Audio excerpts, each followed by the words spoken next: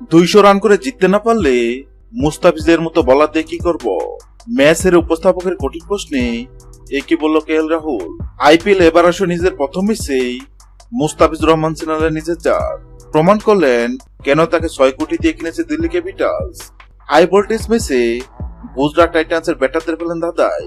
যদিও ম্যাচটা হাত দিয়ে শুরু করেছে দিল্লি, টস হেরে ব্যাট করতে নেমে নির্ধারিত 20 ওভারে 3 উইকেট হারিয়ে 199 রান সংগ্রহ করে দিল্লির পক্ষে সর্বোচ্চ কেএল রাহুল 65 বল মোকাবেলায় 112 রান করেন। হাকান 14টি 4 ও 4টি ছক্কা।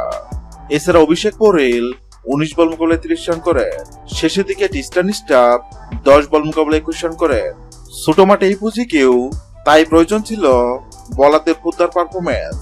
সেই পরীক্ষায় শুরুতে ফেল করে অক্ষয় নটরাজনরা তৃতীয় ওভার পর্যন্ত গুজরাট হাঁকিয়ে ফেলে 6টি 4-এ 2টি ছক্কা। রানে লাগাম টানতে অক্ষয় বল তুলে দেন মুস্তাফিজের হাতে। চতুর্থ ওভারে কোনো বাউন্ডারি হজম না করার সুবাদে বাংলাদেশি পেসার লড়াই ফেরান দিল্লিকে। ষষ্ঠ ওভারে 1টি 4 হজম করলেও 2 ওভারে খরচ করেন মাত্র 13 রান। 16তম ওভারে আবার আক্রমণে আসেন মুস্তাফিজুর রহমান, হজম করেন জোড়া 4।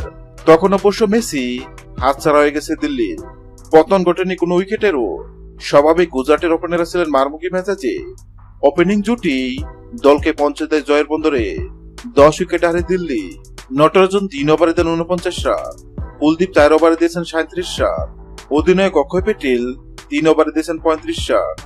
শেষ অবধি আর নিজের শেষ ওভার করায়নি মুস্তাফিজের। 3 ওভারে দিয়েছেন 24 রান। 10 উইকেটে হারের ম্যাচে নিঃসন্দেহে মুস্তাফিজ ছিলেন সেরা বোলার।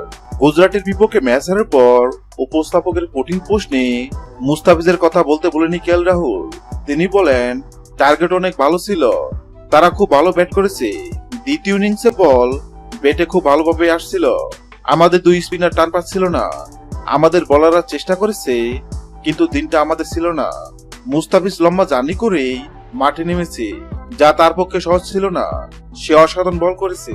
কেএল রাহুল আরো বলেন, মুস্তাফিজ যখন আইপিএলে ভালো করে অথবা ভালো খেলে তখন মানুষ সেটা দেখতে পছন্দ করে এবং উপভোগ করে।